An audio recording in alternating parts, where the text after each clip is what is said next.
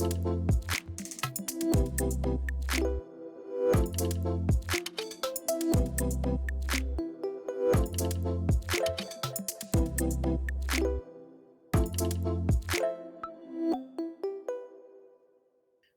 à toutes et à tous.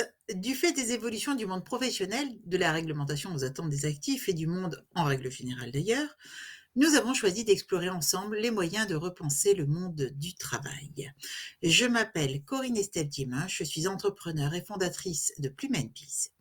Notre métier, permettre à nos clients d'améliorer la productivité et la fidélisation de leurs collaborateurs.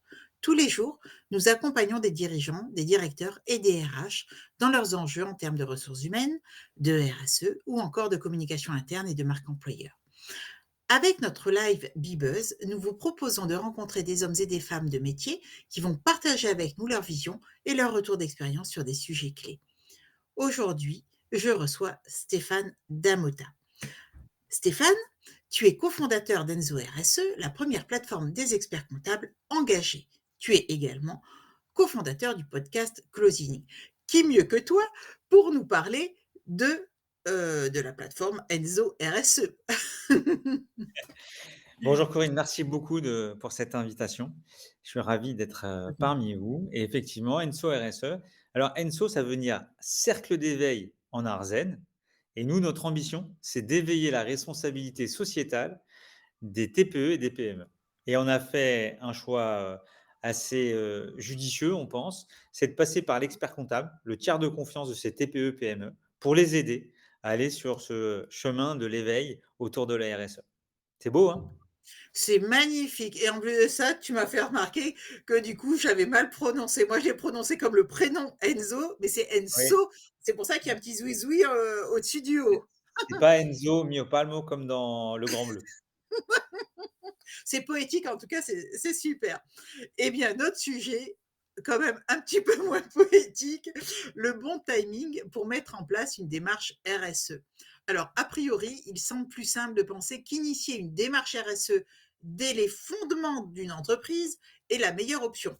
On peut ainsi opter pour des modèles type entreprise à mission, perma-entreprise, entreprise engagée, etc., qui ne sont pas des statuts, mais des modèles d'organisation. Et donc, dès le début, on peut faire prévaloir une organisation vertueuse au sens de la RSE. Pour autant, les débuts de toute entreprise sont souvent très difficiles. Il faut constituer et créer l'offre, mettre en place les tunnels de vente pertinents, générer les premiers clients, et oui, assurer la qualité de service et le suivi, communiquer pour faire connaître la marque, garantir un fonds de roulement suffisant pour exister, enfin bref, tous les sujets autour de la gouvernance et de la gestion, de la bonne gestion d'une entreprise. Il faut mettre en place une démarche RSE en plus de tous ces défis, excusez-moi. Eh ben, le fait de mettre en place cette démarche RSE, en plus de tout le reste, ben, ça semble quand même ajouter la complexité ou surajouter de la complexité à ce qui n'est déjà pas forcément évident. Alors bien sûr, quand une entreprise a pignon sur rue et tourne déjà depuis un moment, repenser son organisation pour mettre en œuvre une démarche RSE, bah, ça peut aussi sembler challengeant. Alors du coup, Stéphane, quels sont les principaux avantages et opportunités de fonder une entreprise en intégrant dès le départ une stratégie RSE? Eh bien, il y en a plusieurs. C'est pas ce que je préconise, forcément, mais en tout cas, c'est sûr que lorsqu'on, lance son entreprise et dès le départ, on a sa raison d'être, parce que je vous rappelle que depuis 2019 avec la loi Pacte, n'importe quelle entreprise a la possibilité dans ses statuts de mettre sa raison d'être. Ça ne veut pas dire d'être société à mission et toutes les contraintes liées à ça, mais au moins de mettre sa raison d'être. Pour la petite histoire, la raison d'être d'Enso RSE, c'est de rendre accessible la responsabilité des sociétales des entreprises aux petites et moyennes entreprises en France. Donc voilà, c'est assez simple, droit au but, mais en tout cas, ça permet de poser à la fois sa raison d'être, sa proposition de valeur et de tomber sur les avantages d'une création tout de suite tournée RSE. Bah, les premiers collaborateurs, bah, tout de suite, on parle toujours d'attractivité et de partage de la valeur, de donner du sens, des objectifs. Donc tout de suite en RH, ça sera plus simple. Côté business, bah, ça pose une proposition de valeur, ça pose, une segmentation, un type de persona qu'on va adresser et forcément, c'est, derrière une stratégie qui va être, ce qu'on appelle en RSE un modèle d'affaires où on va aller essayer de sélectionner ces parties prenantes et tout de suite, ça va aussi peut-être nous donner accès à des financements. On pourra en reparler tout à l'heure. Donc lancer une démarche RSE de, directement, c'est pas, aller chercher un label ou, commencer à avoir une démarche pour aller essayer d'éditer une DPEF, à la fin de l'année, mais c'est se donner dans la boîte à outils, se permettre d'aller chercher quelques ingrédients dont on sait que comment dire? L'évolution de ces ingrédients seront très positifs pour l'évolution de la démarche RSE de l'entreprise et de fait pour l'entreprise. Du coup, est-il plus difficile d'ajuster, une stratégie RSE à mesure qu'une entreprise évolue? Voire de mettre en place de nouvelles pratiques ou une démarche RSE une fois que la structure organisationnelle est totalement établie? Eh bien, il faut être, au milieu du gué. C'est-à-dire que, hem, je prenais l'exemple tout à l'heure d'un label. Allez voir un label quand vous êtes 2 personnes, chacun en télé ou 3 personnes, les 3 fondateurs, chacun en télétravail, à la maison, ça n'a aucun intérêt. Il le label, il faut commencer à avoir une structure, des clients, faire des déplacements, mesurer, le cycle de vie de son produit. Enfin, il y a pas mal de choses à lancer. Mais ça veut dire aussi qu'il y a certaines choses, comme je disais tout à l'heure en termes d'ingrédients, moi je trouve que la raison d'être, c'est très bien, que, poser les valeurs de poser sa proposition de valeur, se donner déjà, des règles, dans son modèle d'affaires, de déterminer quel type de client on veut aller voir. Donc, on n'est pas obligé de mettre le mot RSE à chaque démarche. En revanche, on peut marquer chaque avancée. C'est-à-dire, si par exemple commercialement, on veut sélectionner des entreprises qui nous ressemblent, avec, des démarches, engagées, avec, des bilans carbone, positifs, enfin positifs dans le sens, avec des équivalents CO2 qui ne sont pas trop impactants et des plans d'action. Eh bien, un marqueur, c'est notamment de refuser un prospect. Refuser un prospect parce qu'il ne fait pas partie, il n'est pas il va pas dans le même sens que vous, c'est, donc ça veut dire que tout de suite, si, les 3 fondateurs qui ont recruté un premier commercial et ce premier commercial, se rend compte que: «Ah bah non, je ne peux pas sélectionner tel type de client», ça rentre dans une démarche RSE globale et c'est par des petits actes qui vont se cumuler autour de choses, des fondamentaux, qui vont faire qu'après ça sera beaucoup plus, à la fois ancré et plus facile de lancer une démarche, globale. Refuser un certain type de client, c'est une démarche forte, c'est un marqueur fort Surtout au et départ. oui, surtout au départ, hein, surtout au départ et quels sont les défis et les obstacles, hem, que tu peux constater qui sont rencontrés majoritairement quand on essaye de mettre en place une démarche RSE? Hem, les défis, il y en a plusieurs. Il y a un défi, budgétaire, il y a un défi, en termes de temps, il y a un défi en termes de retour sur investissement. Mmh.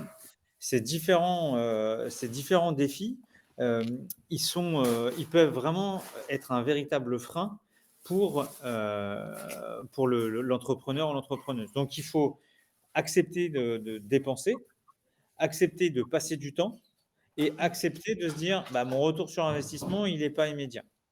Donc, notamment sur, l'aspect temps, je prends souvent cet exemple, mais j'ai assisté à une conférence, de la directrice de la sustainability de Louis Vuitton Monde. Il y a 12 ETP. Donc comment une TPE, une start-up, une jeune entreprise innovante ou une petite PME n'aura jamais un ETP, sur le sujet, responsabilité, sociétale des entreprises.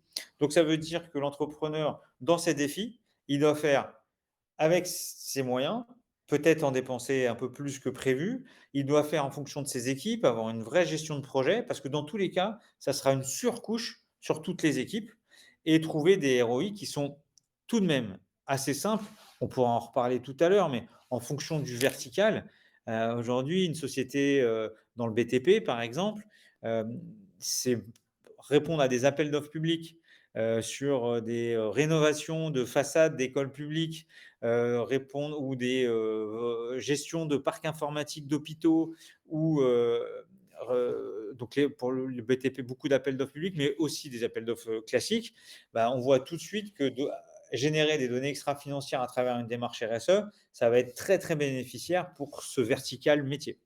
Donc voilà à peu près pour moi les défis qui peuvent à la fois ralentir la démarche, mais également être un formidable accélérateur si on voit, les impacts, héroïstes, de ces démarches.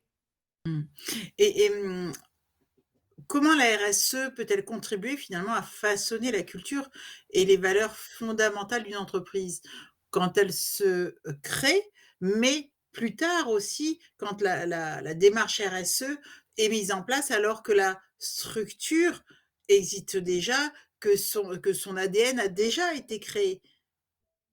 Eh bien, je vais prendre notre exemple personnel, chez Enso RSE. Aujourd'hui, on est une jeune entreprise innovante, nous sommes 8. Et nous venons de créer nos valeurs. Nous venons de alors que dès le départ, il y a 2 ans, lorsqu'on a lancé l'activité, on avait notre raison d'être, on avait notre proposition de valeur, on avait fait notre modèle d'affaires, mais à 2 associés, créer les valeurs de l'entreprise, ça nous paraissait, trop tôt, beaucoup trop tôt. Et donc, pour répondre à ta question sur la culture de l'organisation, l'exemple des valeurs est assez, symptomatique parce que c'est à la fois un marqueur très fort, mais s'il vient trop tôt, il va être sûrement décalé et changer ses valeurs, c'est compliqué. Alors que le fait de l'avoir fait en équipe, c'est-à-dire que c'est, à 8 qu'on a créé nos 4 valeurs, qui ne sont pas encore communiquées, donc vous pouvez même pas aller les voir, mais il y en a une que j'adore qui est, la tech pour le bien, c'est-à-dire pour développer des solutions technologiques, mais pour le bien de ses parties prenantes. Ça, c'est une des valeurs qu'on a vraiment mis, en haut de la pile et qu'on trouve hyper intéressante. Et beh, je ne sais pas si j'aurais pu te l'évoquer il y a 1 an. C'est parce qu'on a maturé sur le sujet, parce qu'on a rencontré et cetera. Donc cette culture de l'organisation, elle doit être partagée avec les équipiers et on va la retrouver cachée dans plein d'endroits de l'entreprise. Dans la sélection de nouveaux, fournisseurs, de nouveaux prestataires, comment la grille de lecture, comment les fondateurs vont sélectionner l'un plutôt que l'autre, même si l'un est plus cher que l'autre. Ça, c'est des signaux très, très forts pour les comment on va recruter. Est-ce qu'on va recruter à la mode petit bateau, non, du slip français, pardon, l'exemple d'il y a, une dizaine d'années où, on n'a que des HEC blancs, de 23 ans, ou on va, plutôt être, voilà, tous ces signaux forts qui vont pas être, marqués RSE pour, le Kidam, et beh, il va mettre une vraie culture dans l'organisation et grâce à ces fondamentaux-là, après on va pouvoir monter en niveau d'exigence et en action plus mesurable, plus quantifiable. Mmh mh. Super, merci beaucoup. Bah, je suis complètement en phase, hein, avec ce que tu disais sur les valeurs.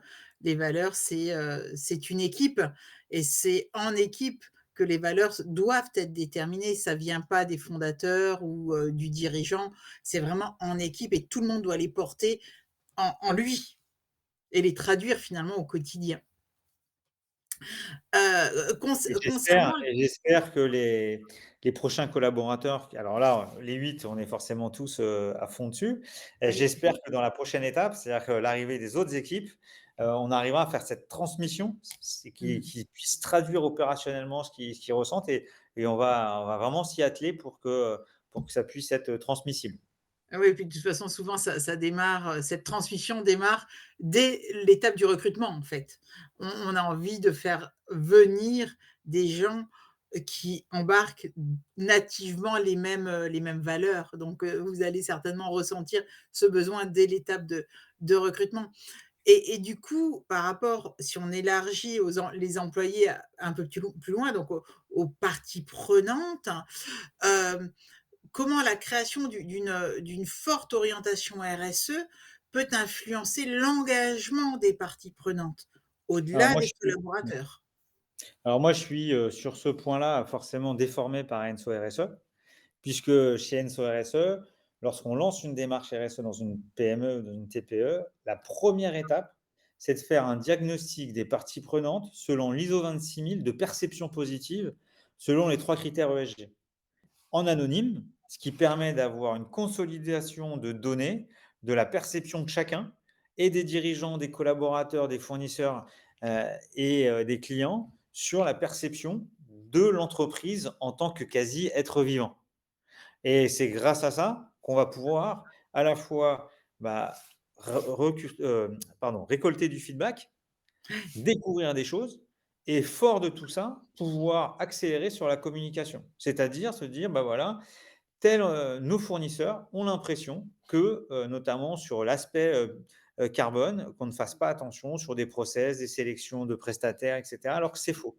Ben je vais mieux communiquer et leur faire une communication spéciale, donc ça va permettre ou au contraire, effectivement, on voit que sur un des sujets des parties prenantes, qui sont les collaborateurs, où il y a, des choses qui pourraient être plus partagées en termes de valeur, bah, grâce à cette récolte de feedback, on va enclencher des choses, sur la mise en place d'un plan d'intéressement ou de participation, par exemple, dans D'accord. l'entreprise et pouvoir, satisfaire l'équipe collaborateur. Donc voilà, pour moi, l'outil du diag, ça répond pas à l'ensemble, mais c'est un formidable levier pour collecter, parler à tout le monde et pouvoir communiquer derrière. Mmh mh. Tu as évoqué un petit peu le sujet des coûts en fait, hein, liés à la mise en place de démarches ou d'actions RSE lors de ma question sur les défis. Quelles sont les implications financières en fait dans la mise en place d'une stratégie RSE, dès le début de la création d'une entreprise versus, l'intégration d'une démarche RSE ultérieurement dans les pratiques en fait d'une entreprise déjà installée? Heu, écoute, c'est assez difficile à mesurer. Donc, moi, je peux te donner des tendances. Après, être dans la mesure, c'est plus difficile. Ce qui est sûr et certain, c'est que plus c'est pris tôt et plus les fondamentaux sont bons, plus ça sera facile à récolter et plus à collecter, à récolter et à traduire. Heu, plus on avance en termes de maturité, dans la PME, plus la case, tiers de confiance qui vient m'aider à, faire justement ces diagnostics, à faire des audits, à lancer des labels, à lancer un certain nombre, bah, va générer, des coûts qui sont liés à ça. Donc le côté positif de l'avoir commencé dès le départ, c'est que ça va plus vite. C'est qu'au moins les fondateurs et toute l'équipe dirigeante, ils ont, vraiment insufflé ce qu'ils ont vraiment dans leur tripes et après on accélère sur, plein de bonnes pratiques parce que, comme vous le savez, la RSE, c'est un puissant fond, de bonnes pratiques, de mise en avant et de démarches.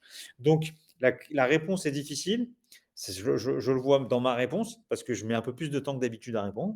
Donc c'est pour te dire que la question est pas simple, mais pour moi, elle est vraiment tournée autour de, plus je m'y prends tard, plus je vais appeler des parties prenantes, et donc des prestataires et ça va me coûter un peu plus cher que si j'avais commencé à le faire tout seul.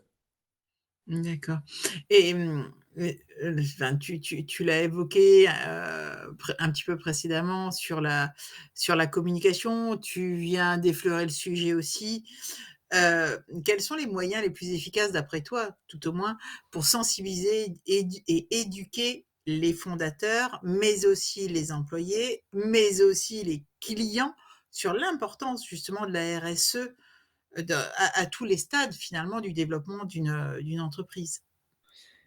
Bon, comme tout projet de change dans une entreprise, c'est sûr que si les fondateurs ou les dirigeants sont pas à 2000, ça va être, très compliqué. Donc ça, on est plus sur des sensibilisations autour, d'associations professionnelles, d'échanges, d'acculturation au sujet. Donc ça, il y a un millier de moyens, de faire progresser, l'entrepreneur et l'entrepreneuse, sur le sujet.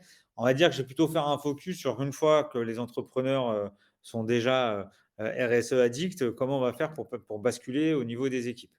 Donc le truc numéro un que tout le monde connaît, mais qui est quand même super, c'est les fresques.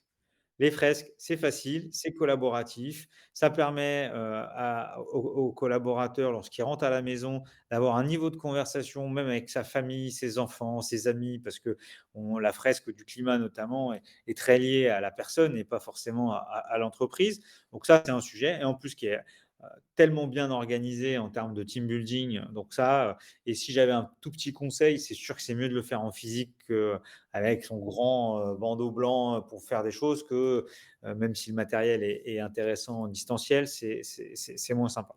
À partir de ce postulat, moi je pense que c'est la RSE dans une entreprise, c'est surtout des projets d'équipe. Je ne reviens pas sur l'histoire des ETP, comme quoi les PME n'ont pas la capacité. Donc, d'un coup, on va créer des équipes avec des projets, des sous-projets, créer des ambassadeurs en fonction de l'entreprise. Et c'est aussi le moment, peut-être qu'on a posé la raison d'être, mais on n'a pas posé la mission, on n'a pas posé les objectifs. Et c'est peut-être le moment de faire un brainstorm collectif pour continuer sa démarche qui a été initiée par les fondateurs pour travailler les autres axes de la RSE et notamment autour de la gouvernance, sur le sens de l'entreprise, ses objectifs, sa mission, et cetera. Et si ça, c'est fait, ça va permettre de poser un cadre et ensuite de rentrer, thématique par thématique et également de lancer, alors là, on va peut-être répondre sur d'autres sujets, mais c'est toujours intéressant de faire une charte d'achat responsable, rentrer dans les sujets, RH, de commencer à donner aussi, de proposer aux coéquipiers, aux équipiers de l'entreprise, de rentrer dans le monde associatif, de faire des opérations caritatives, comme tout à l'heure, de leur demander de peut-être supprimer des fournisseurs ou des clients dans la liste parce qu'ils ne respectent pas la démarche RSE ou en tout cas la conception de la RSE de l'entreprise. Donc voilà, c'est par des chantiers que la sensibilisation, je pense. Alors après, on peut aussi envoyer des collaborateurs en formation, mais je pense que c'est par des chantiers qu'on sensibilise et qu'on surtout on arrive je renie ce mot, à traduire opérationnellement dans la tête des équipiers sur le fait que la RSE, c'est pas juste, quelque chose, comme, les abeilles sur le toit et les plantes vertes dans le bureau, mais c'est bien quelque chose pour, rendre plus durable l'entreprise et projeter l'entreprise dans les prochaines années, qu'elle soit toujours aussi rentable, mais avec une rentabilité qui soit, mesurée, partagée et dans le bien, de la communauté. Oui, dans la RSE, il y a bien le mot entreprise, donc et on s'inscrit bien en effet dans le développement durable. Alors, en quoi une approche précoce de la RSE peut, conférer ou peut, apporter des avantages concurrentiels à une jeune entreprise? Hem, alors, il y a plusieurs raisons.